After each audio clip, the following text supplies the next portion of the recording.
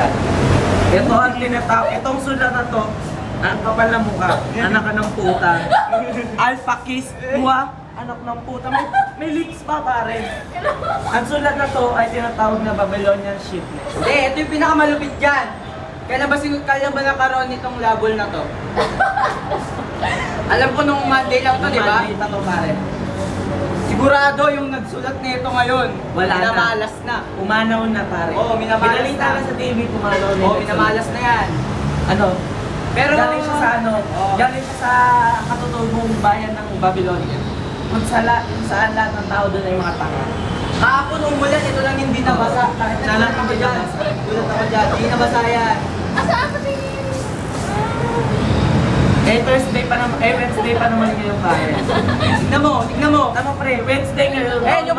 Focus mo yung pangalan ha, focus mo lang. Bawal Yan. ng pangalan na Yan. Al pag Wednesday. Kung sino man nagsulat niya, mamalasin. Kapag yung mga taong ganyan, mga nagsusulat ng ganyan, ano yan, hindi nakakapagbaon ng 1 year. 1 year. Hindi na ito 1 year katagal sa hindi mundo nagbabaon yan. yan. Kasabihan nila yan.